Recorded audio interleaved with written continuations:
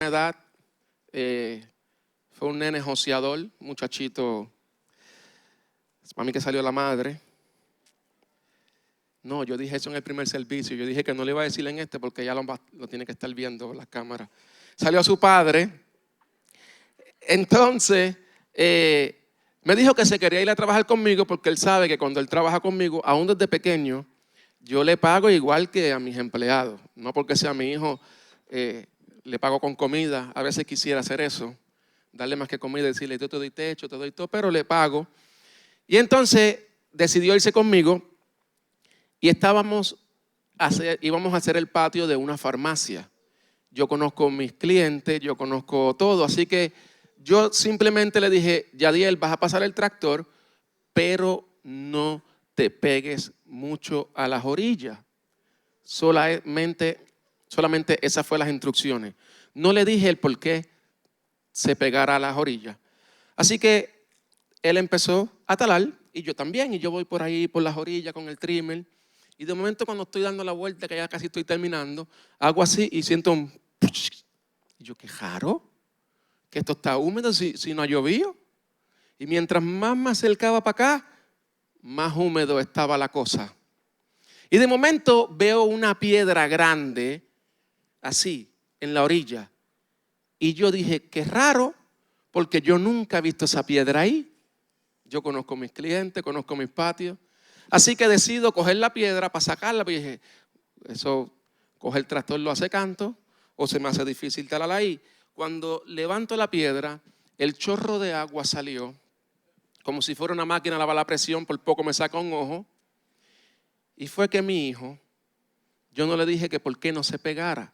Y es que yo sabía que había un tubo de agua ahí. Y él lo hizo canto. Y yo lo llamo y le digo, ¿qué pasó? Hice una pregunta, no porque yo no supiera la respuesta. Y Dios muchas veces nos hace preguntas a nosotros, no porque Él no sepa la respuesta. Y yo recuerdo que empecé a arreglar el tubo y salió la dueña de la farmacia, porque yo cerré el contador para poder arreglar el tubo. Salió la dueña de la farmacia, ¿pero qué pasó? ¿Qué es esto? Salió a comernos. Y yo cogí a mi hijo, lo puse detrás de mí y le dije, se rompió el tubo, pero tranquila que ya estamos resolviendo. No, que yo no puedo estar sin agua. Ya está, esto está allá. Y recuerdo que la pregunta que yo le hice a mi hijo fue la siguiente. Papi, ¿cuál fue el momento más duro para ti? Cuando desobedeciste lo que yo te dije y rompiste el tubo, o cuando yo descubrí lo que tú escondiste. Y su respuesta fue ninguna de las dos. Y dije, me salió guapo el nene. Y me dijo, no, el momento más difícil fue para mí, fue mientras yo pensaba que iba a pasar cuando tú lo descubrieras. Y ahí algo me hizo. Él me dijo, yo pensé que tú me ibas a dar, yo pensé que tú no me ibas a pagar, que esa yo creo que era la opción más bonita. Pero yo gasté en tubo, yo gasté en pega, yo hice la mano de obra, así que él me debe. Pero no le cobré. Él pensó que quizás no le iba a dar más trabajo. Y lo único que yo hice fue ponerlo detrás de mí cuando vinieron a reclamar y yo tomar toda la responsabilidad. ¿Se les parece eso a ustedes? ¿Les es familiar? De que cuando vienen a reclamar las cosas malas que hacemos, hubo uno que coge y nos pone así detrás para protegernos y asume toda la responsabilidad y solamente nos protegió, aún nosotros haciéndolo mal. Pues esa pregunta que yo le hice a mi hijo no es porque yo no sabía lo que había pasado. Yo sabía lo que había pasado. ¿Y sabes qué? Muchas veces no, la Biblia está llena de historias donde Dios pregunta. Y cuando Dios pregunta, vuelvo y lo digo para que se nos quede grabado, no es porque Él no sepa la respuesta. Mira esto, que a mí me voló la mente cuando estaba preparando esto. Dios hizo muchas preguntas, incluso hasta el diablo le hizo una pregunta. Y sí, voy a leerlo. Está en Job 1, del 6 al 7.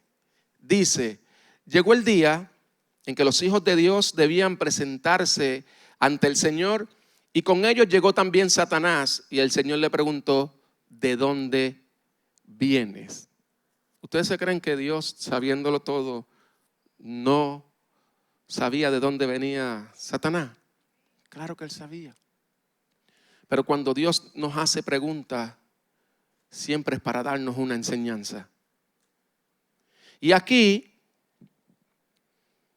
luego de ese versículo, sigue la historia, que yo sé que quizás muchos de ustedes la saben. Satanás le contestó y le dijo, vengo de recorrer la tierra. Y Dios dice, ¿has considerado a mi siervo Job? Que no hay nadie como él. Y el diablo, haciendo su trabajo de diablo, le dijo, claro, porque tú lo tienes en las papas. Para que tengan una idea, Job, si hubiese estado en estos tiempos, era o Bill Gates, Elon Musk, alguien así con mucho dinero. Porque cuando tú lees, los bienes que tenía Job eran muchísimos. Y todos sabemos que cuando hay chavo para pagar las deudas y que todo esté bien, todo es fácil. Y por eso el diablo le dijo, claro, tú los tienes en las papas. Así que yo siempre digo que Dios se rió y le dijo, yo voy a mi gallito, yo voy a él. ¿Sabes qué? Hazle lo que quiera, yo voy a él. Y yo no sé si a ustedes les ha pasado que les caen esas rachas de que viene una detrás de otra, una detrás de otra, una detrás de otra. Yo estoy en ese momento de mi vida ahora mismo. Yo le digo a los jóvenes, los miércoles siempre llego con algo nuevo que me ha pasado. Y yo le decía a los jóvenes que vi un reel que me identifiqué mucho con ese reel, porque era un hombre diciéndole al Señor, orando, le decía, Señor, yo no sabía que a mí me impusieron en los mejores guerreros, porque eso es batalla tras batalla, batalla tras batalla. Pues eso como que me ha pasado a mí. De hecho, lo último que me pasó en estos días, se lo conté a los muchachos el miércoles, se rompió el motor del tractor. Pero ya resolvimos. Pero eso fue lo que le pasó a Job. Una detrás de otra, detrás de otra, detrás de otra. Si tú lees la historia, dice que de momento él está así tranquilito. Llega uno de sus empleados y dice, Job, tengo que decirte algo. Estaba velando las vacas y eso, y vinieron, nos robaron, mataron a todo el mundo y solamente quedé yo para darte esta noticia. Y que cuando Job mira para el lado, ya había una fila de sus empleados.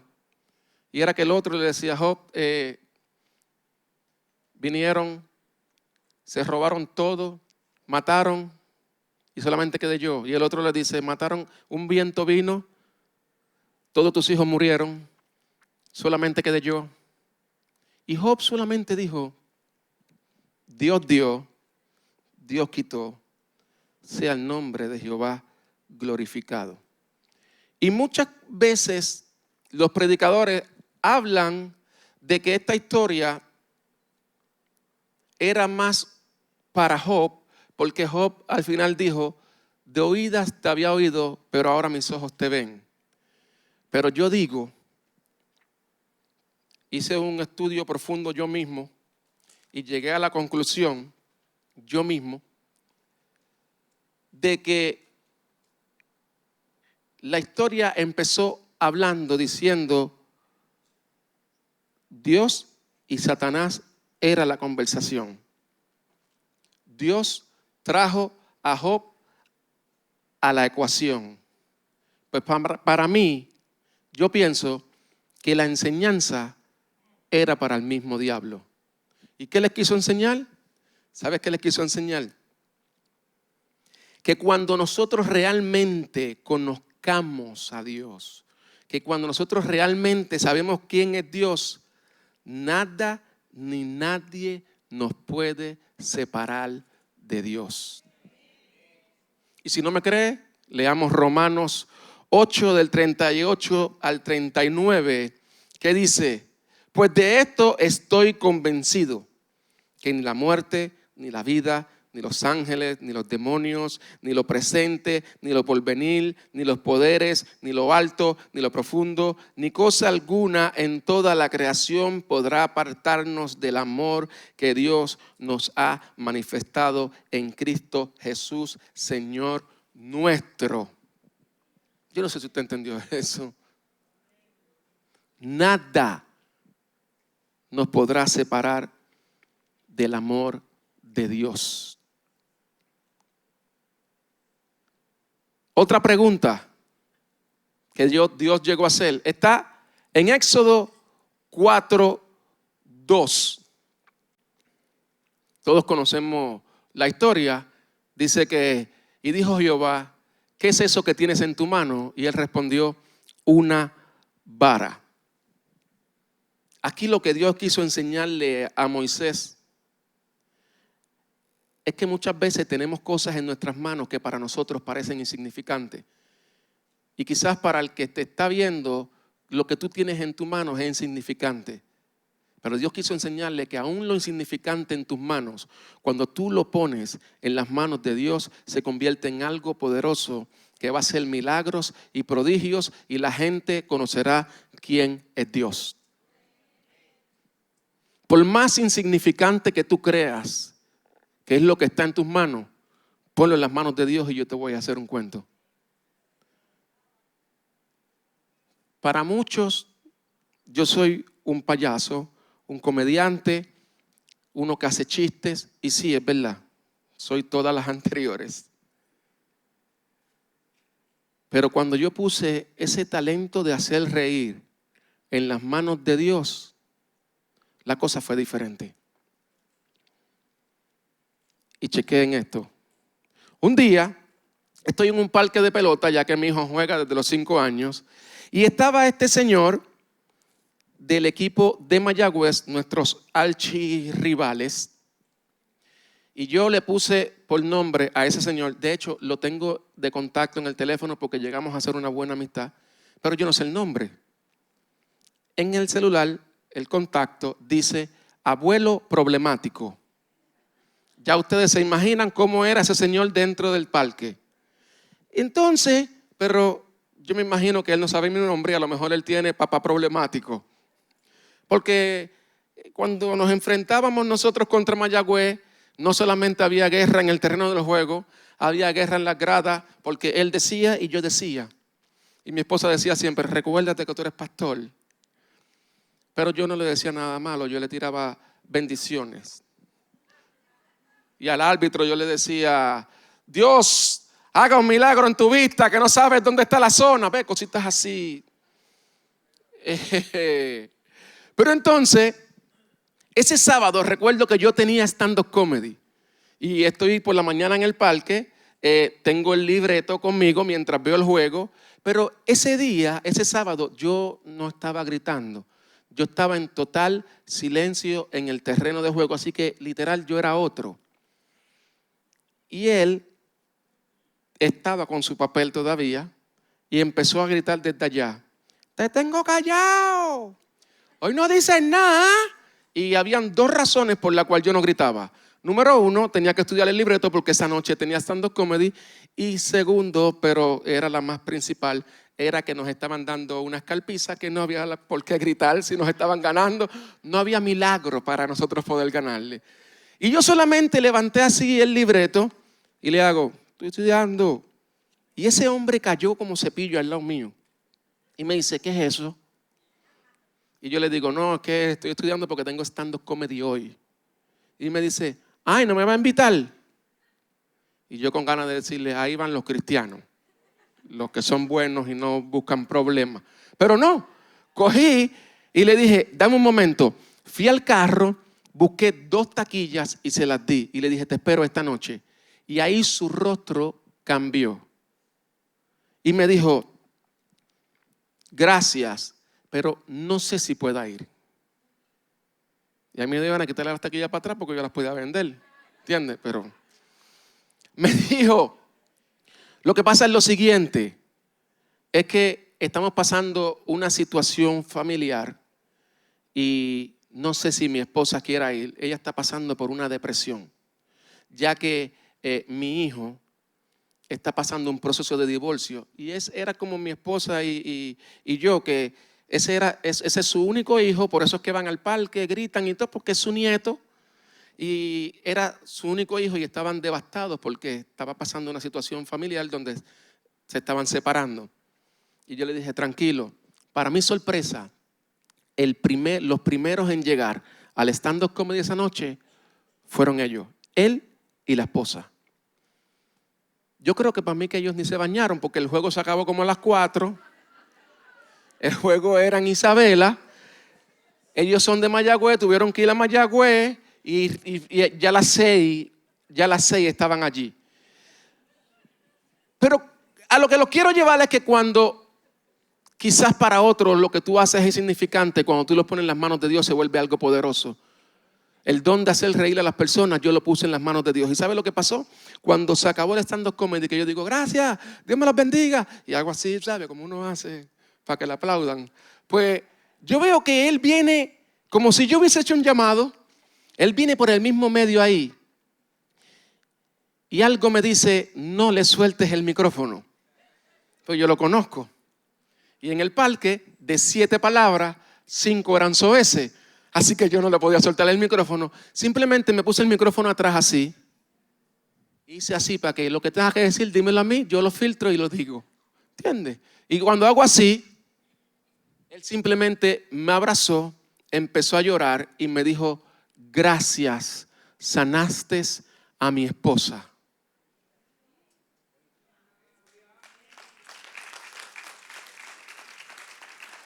Y cuando estoy afuera saludando a la gente, ella se me tira en los brazos y me dice, tú no sabes cuánto hacía que yo no reía.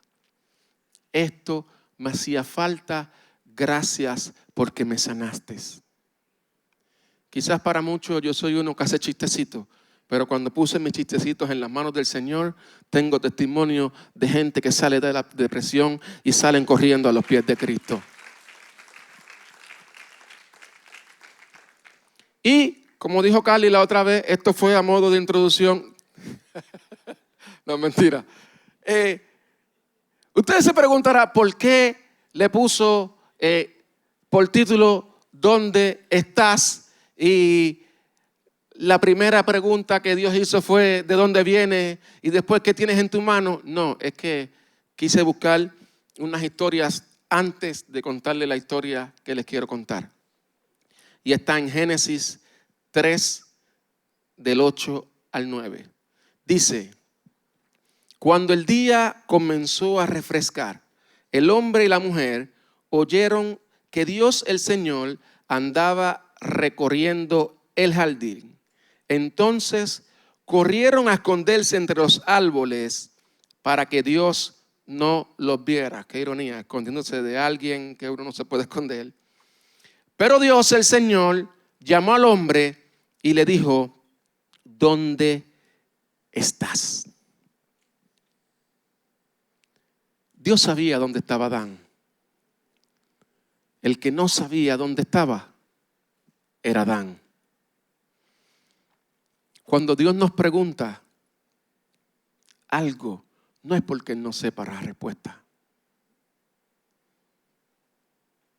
Es porque nosotros no sabemos la respuesta. Pero Dios no estaba buscando información cuando le preguntó. Dios estaba buscando comunión. Dios no estaba buscando en qué parte del huerto Adán estaba escondido. Él estaba buscando al hijo que caminaba junto a él todas las tardes. Ustedes pueden cachar esto. ¿Saben lo que es que tú estás por el día viendo a ver qué nombre le pongo a este árbol, a aquel animalito le voy a llamar así? Y todas las tardes venía la misma presencia de Dios, el mismo Dios a caminar contigo, a recorrer el huerto del Edén donde Dios los plantó. Y de momento, Adán decide esconderse de la presencia del Señor. Por eso es que yo digo que Dios no estaba buscando información. Cuando Dios le dijo, ¿dónde estás?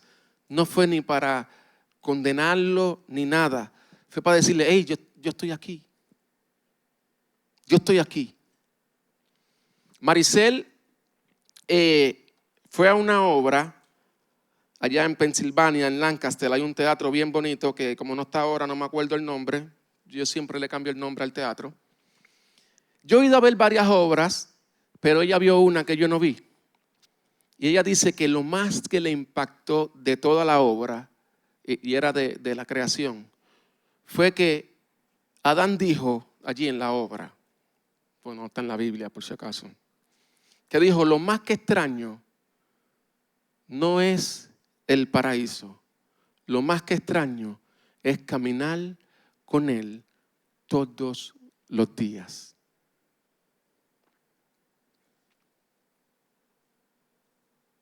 Hoy Dios te pregunta, ¿dónde estás? Pero ese diálogo no es condena, es búsquedas. Dios te está buscando.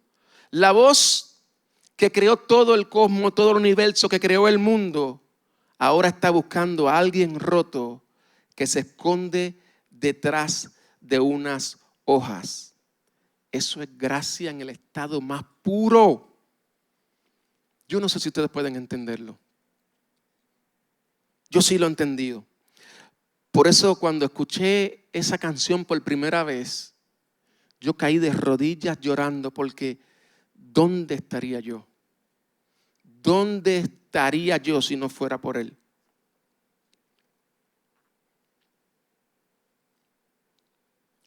Dios te dice hoy, ¿dónde estás? ¿Por qué te escondes del único que puede encontrarte? En Efesios 2, versículo 1, dice, en otro tiempo, ustedes estaban muertos en sus transgresiones y pecado. Muerto es lo mismo que estar desconectado de la vida. Estar muerto no es otra cosa que no estar vivo. Qué lindo, ¿verdad? Bien profundo. Pero sí es profundo cuando tú lo ves de esta manera. En una entrevista que me estaban haciendo, yo recuerdo, y también lo he dicho aquí, que a un pececito tú lo sacas del agua, el pececito se muere, pero el agua sigue siendo agua. Al árbol tú lo sacas de la tierra y el árbol se muere, pero la tierra sigue siendo tierra. A mí, tú me sacas de Dios y yo me voy a morir. Pero Dios sigue siendo Dios. Y muerte no es otra cosa que estar desconectado de eso que te da vida. Porque, aunque ustedes no lo crean, aún en las iglesias hay muchos que vienen, cantan, levantan la mano, pero están muertos. Porque están desconectados del que nos da la vida. Por eso dije que es profundo, porque no necesariamente muerto es que estás entejado. Es que estás desconectado de la fuente de vida, que es Él. Ahorita mientras hablaba con Maricel, que de hecho Maricel me dijo, Bambi, hoy predicaste, porque es la única vez que he hecho apuntes cuando tú predicas. Nunca había anotado nada y hoy sí anoté. Así que hoy predicaste, me dijo. Mientras hablaba con ella, me decía que cuando Adán pecó, descubrió su desnudez. Por eso fue que cogió unas hojitas y se las puso y se escondió. Y yo le dije, déjame anotar eso. Porque ella me dijo, pero Dios lo vistió. Mira cómo es la vuelta. Tú pecas, descubres tu desnudez, pero Dios viene y te viste. Y entonces mientras iba a escribir eso, yo dije, wow, el primer sastre, así se dice, ¿verdad? El que cose. El primer sastre en la historia de la humanidad fue Dios. Porque la Biblia dice que le cosió vestiduras de unos animales. Entonces, ahí, mientras yo estaba escribiendo, eso fue como que algo hizo. No sé si es que estaba conectado con Dios todavía, pero yo le digo, Maricel, chequea esto. Mira lo que pasa cuando Adán peca. Dios le dice, ¿dónde estás? No porque no supiera dónde estaba Adán, sino porque Adán no sabía dónde él estaba. Fue gracia, gracia, gracia, a tal nivel de que Dios viene y hace esto.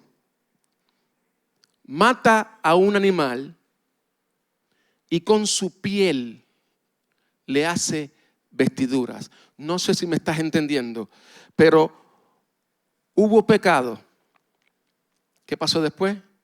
Hubo una muerte, hubo un derrame de sangre para cubrir mi imperfección, para cubrir mi pecado. ¿No se les parece algo que pasó hace mucho tiempo? Por nuestro pecado hubo alguien que sin pecado, porque ¿qué había hecho el animalito ese? Bueno, no sabe si era un león o un cocodrilo, y sus zapatos de piel de cocodrilo, cositas así. Pero ¿qué había hecho ese animal para merecer la muerte? Nada. Quien lo había hecho malo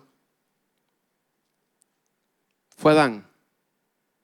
Y sin embargo, un inocente derramó sangre para cubrir el pecado de un hombre. Eso fue lo que pasó en la cruz. Quien lo hizo mal y las embarró fuimos nosotros. Murió alguien inocente, derramó su sangre para que tú y yo tuviésemos vida. Así que cuando Dios te pregunta, ¿dónde estás? No es para juzgarte.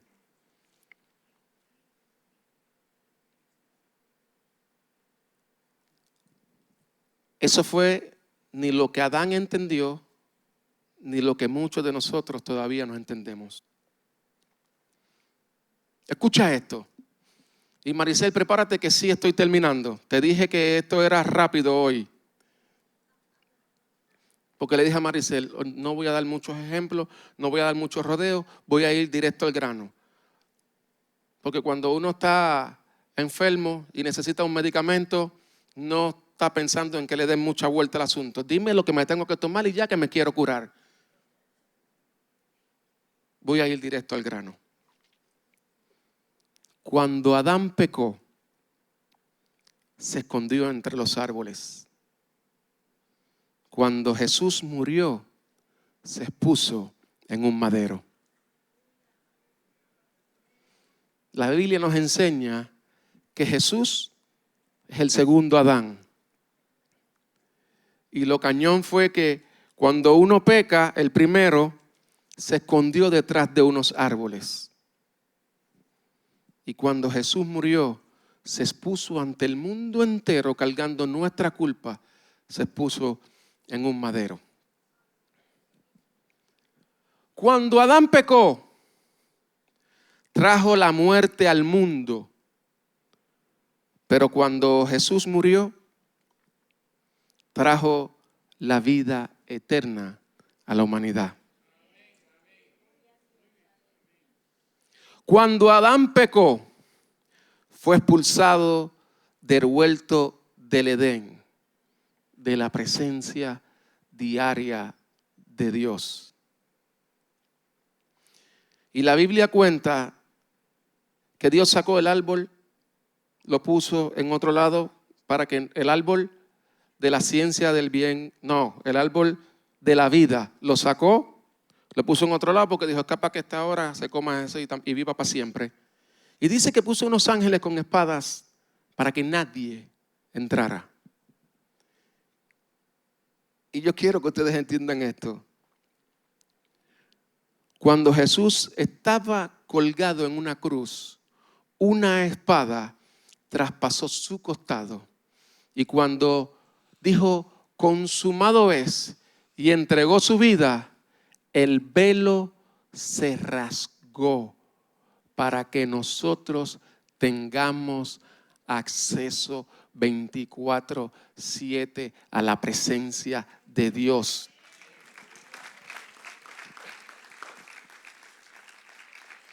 ¿Ustedes saben lo que es eso? Que antes, mucho tiempo atrás, no todo el mundo tenía acceso a la presencia de Dios. Había una cortina y solamente el sumo sacerdote podía entrar a donde estaba la presencia de Dios y nadie podía pasar ese velo, esa cortina. Era como los ángeles que Dios puso con las espadas para que nadie pasara.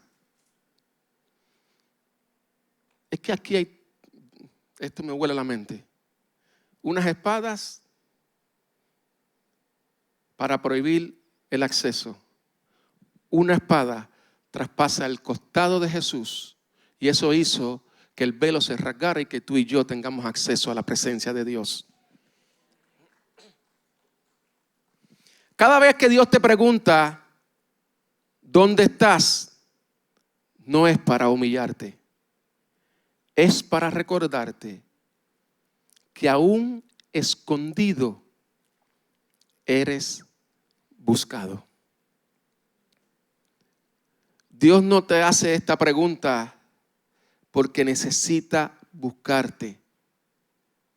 Dios lo hace porque Él no soporta perderte. Yo no sé si tú entendiste eso. Dios no pregunta dónde estás porque necesita buscarte. Dios lo hace porque no soporta perderte. Si hoy escucha la voz que te pregunta dónde estás, no corras. Porque el que te pregunta dónde estás, ya caminó el camino para encontrarte. Vamos a ponernos de pie, por favor.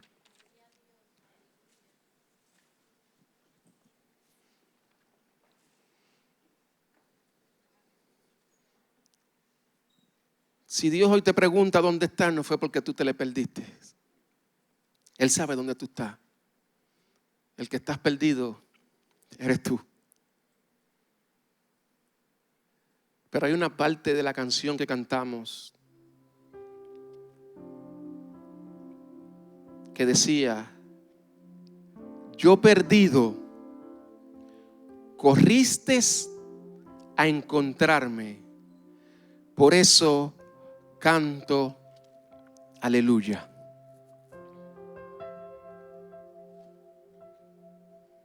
Yo quiero que tú entiendas algo. Nunca, pero que nunca, esto se ha tratado de tú buscando a Dios. Nunca.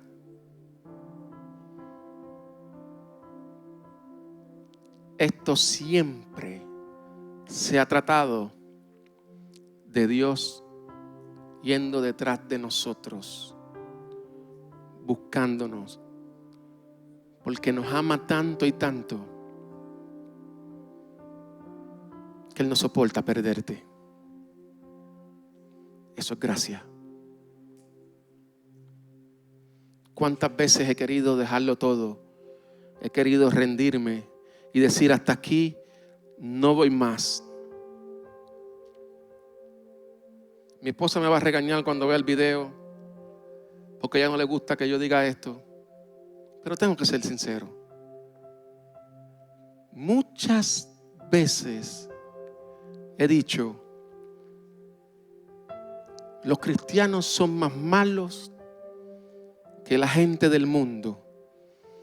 Porque cuando yo estaba perdido en el mundo, vi mucha lealtad y vi mucha gente de verdad que aunque estábamos perdidos, eran finos, como decimos en la calle.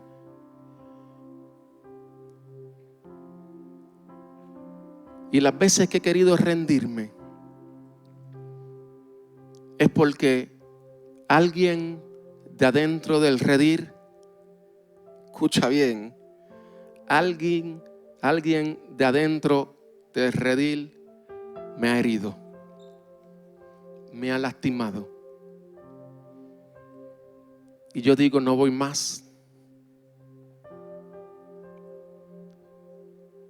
Y trato de esconderme. Y Él vuelve a buscarme. Me abraza y me dice, fueron ellos, no fui yo.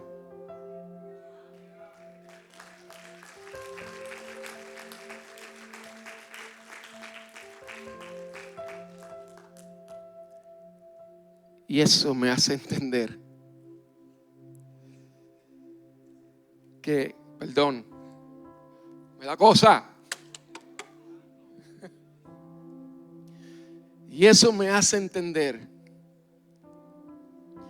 que cada vez que Dios me dice, hey, ¿dónde estás?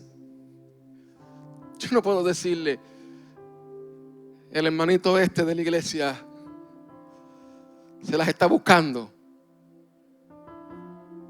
Tú sabes cómo soy yo, Señor. Soy como Pedro, yo corto oreja. Y Dios me dice, hey, no fui yo. Si te pregunto dónde estás es porque el que estás perdido eres tú. Yo estoy aquí nuevamente para decirte que te amo. Y eso es más que suficiente para que todavía yo esté aquí.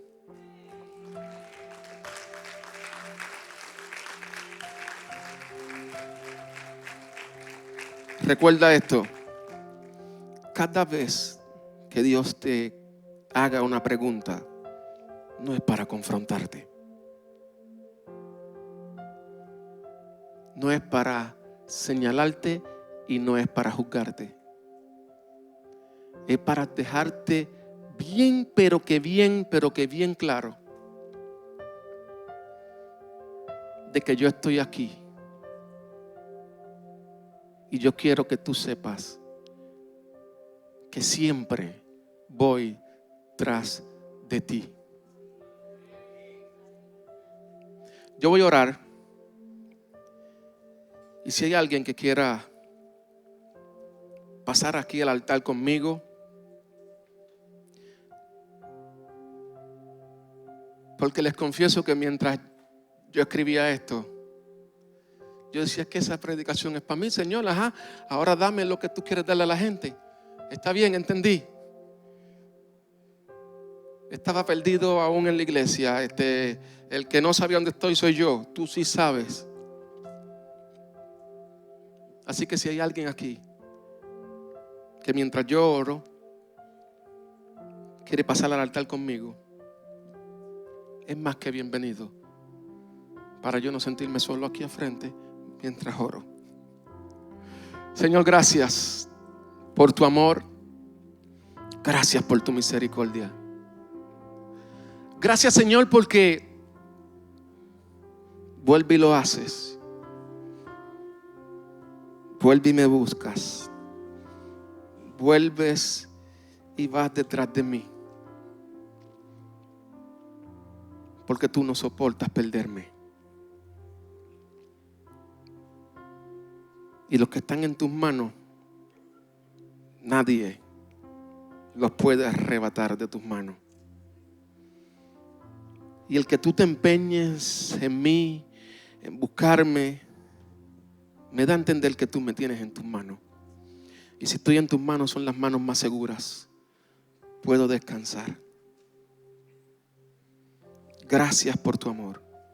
Gracias por tu misericordia. Padre, gracias por cada uno de los que están aquí. Que yo sé que tú les has hablado directo al corazón. Para que no se sientan perdidos, sino para que entiendan que no nos podemos esconder del único que sabe dónde encontrarnos. Y gracias, Padre, porque sabes dónde encontrarnos y vas a buscarnos. En el nombre de Jesús. Amén. Dios los bendiga. Jehová